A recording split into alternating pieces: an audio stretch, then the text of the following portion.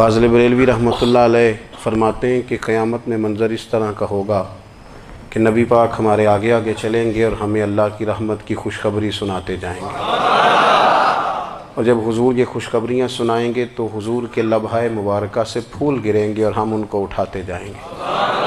فرماتے ہیں خود تو وہ تھوڑی دیر کے لیے روئیں گے اللہ کی بارگاہ میں کہ یا اللہ انہیں معاف کر دے، خود روئیں گے لیکن ہمیں ہنسا دیں گے۔ پیش حق مجدہ شفاعت کا سناتے جائیں گے، آپ روتے جائیں گے پر ہم کو ہنساتے جائیں گے۔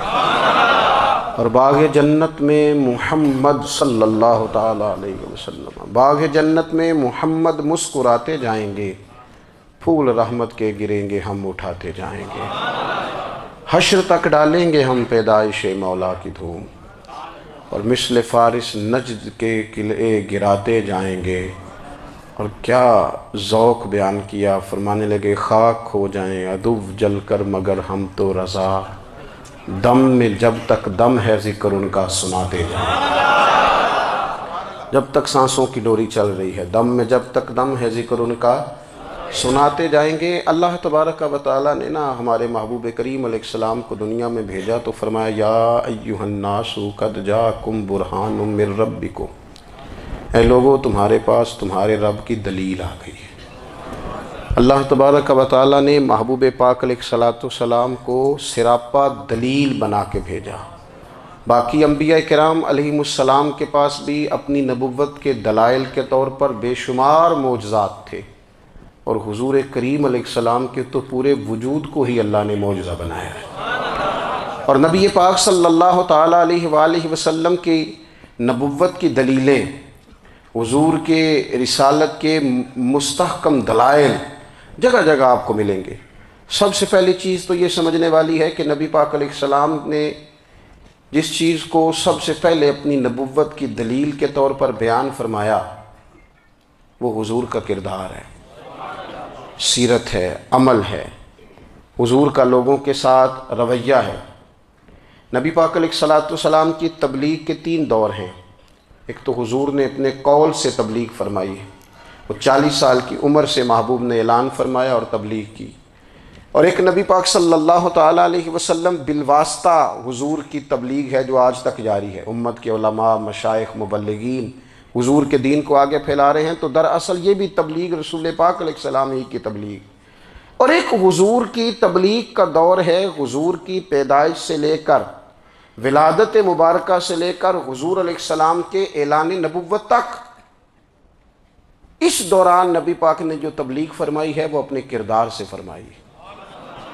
عرب کا وہ معاشرہ جو بڑا میلا کچیلا گدلا ہو چکا تھا، جس کے اندر سراسر مادہ پرستی کا زور تھا، جس کے اندر لوگ انسانوں کی خرید و فروخت کرتے تھے، جس کے اندر بیٹیوں کو زندہ دفن کر دیتے تھے، جس کے اندر جو آدمی جتنا زیادہ مضبوط ہوتا تھا اتنا زیادہ لٹیرا بن جاتا تھا، اس معاشرے کے اندر رسول کریم علیہ السلام نے 40 سال گزارے، اور اس طرح گزارے کہ جو بیگانے بھی تھے وہ بھی کہا کرتے تھے یہ صادق ہیں، یہ امین ہیں۔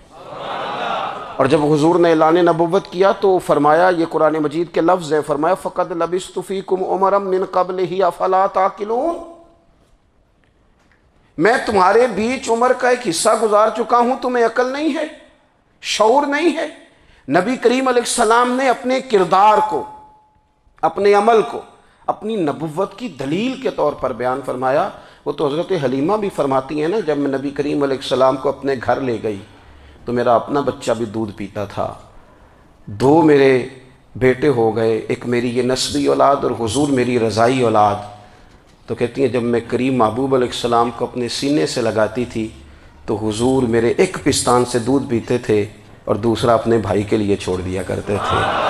یہاں سے رسول کریم علیہ السلام نے کردار کے ذریعے تبلیغ، اور پھر اعلان نبوت سے پہلے ایک تنظیم عرب کے جوانوں پر، عرب کے سرداروں پر مشتمل بنائی گئی، جس میں نبی کریم علیہ السلام نے بڑا حصہ لیا سرکار نے، اور بڑے اہم لوگوں کو شعور حضور نے عطا فرمائے۔ وہ اس جماعت کا فیصلہ تھا کہ ہم سارے جوان، سارے بڑے لوگ ملیں گے، یہ حضور کے اعلان نبوت سے پہلے کی بات ہے، ہم بڑے لوگ ملیں گے، کسی بڑے کو کسی چھوٹے پر ظلم نہیں کرنے دیں گے، کسی آدمی کو کسی غریب کا حق نہیں کھانے دیں گے۔ حضور علیہ السلام نے نا اپنے کردار سے، اپنے عمل سے، اور آپ کا جو عمل ہوتا ہے نا وہ اصل ہوتا ہے۔ ایک ہوتا ہے آپ کوئی بات کرتے ہیں اور ایک ہوتا ہے کہ آپ کوئی عمل کرتے ہیں۔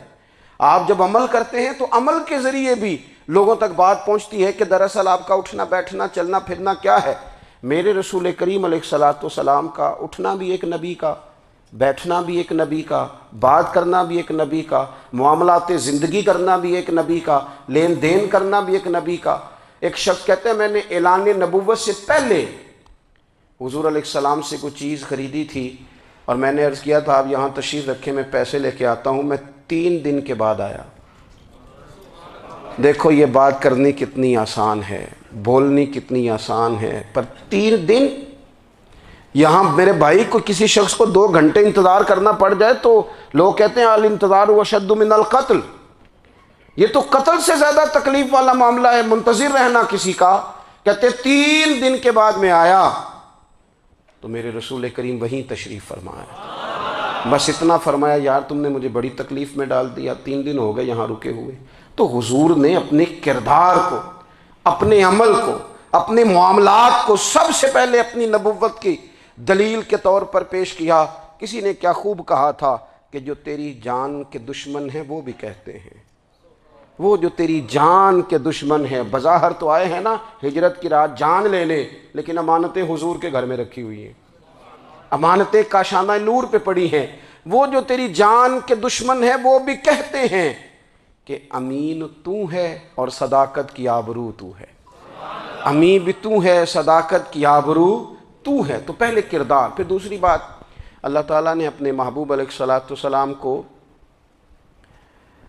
اپنا مطلق نائب بنا کر، اپنا محبوب اعظم بنا کر، ویسے ہی سارے انسانوں کے بارے میں کہا وَإِذْ قَالَ رَبُّكَ لِلْمَلَائِكَةِ إِنِّي جَاعِلٌ فِي الْأَرْضِ خلیفہ، میں زمین میں اپنا نائب بنانے والا ہوں۔ لیکن حضور علیہ السلام تو محبوب ہے نا، حضور کی نیابت تو محبوبیت کے درجے پر فائز ہے۔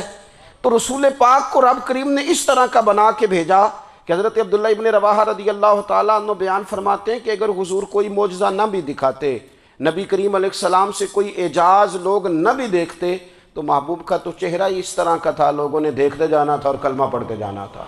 لیکن باوجود اس کے میرے رسول پاک کا اعجاز یہ ہے، کمال یہ ہے کہ حضور کبھی اشارہ کر دیں تو چاند 2 ٹکڑے ہو جائے، کبھی دعا مانگ دیں تو ڈوبا ہوا سورج واپس آ جائے، کبھی محبوب گزرنے لگیں تو پتھر آپ پر سلام پڑے، کبھی حضور پہاڑ پر چڑھ جائیں تو پہاڑ وجد میں آ کر جھومنے لگیں، محبوب کا کبھی نماز پڑھاتے ارادہ بن جائے تو اللہ تعالیٰ قبلے کا رخ ہی تبدیل فرما دے۔ کیا خوبصورت سوچ ہے اور کیا نظریہ دیتے ہیں بریلی کے امام۔ فرماتے ہیں اجابت کا جوڑا عنایت کا صحرا، دلہن بن کے نکلی دعائے محمد، اور اجابت نے جھک کر گلے سے لگایا بڑی ناز سے جب دعائے محمد۔ دیکھو خدا کی رضا چاہتے ہیں دو عالم، خدا چاہتا ہے رضائے محمد صلی اللہ تعالی علیہ وسلم۔ اور ایک مقام پہ فرماتے ہیں نائب دست قدرت پہ لاکھوں سلام، نائب دست قدرت پہ لاکھوں سلام۔ تو اللہ تعالیٰ نے نبی پاک صلی اللہ تعالی علیہ وسلم کو جو اعجاز۔ پھر ایک اور بات، حضور امی ہیں، دنیا میں آ کر محبوب نے کسی سے پڑھا ہی نہیں، میرے محبوب نے جتنا پڑھا ہے رب کریم سے ہی پڑھا ہے۔ الرحمن علم القرآن خلق الانسان، رحمان نے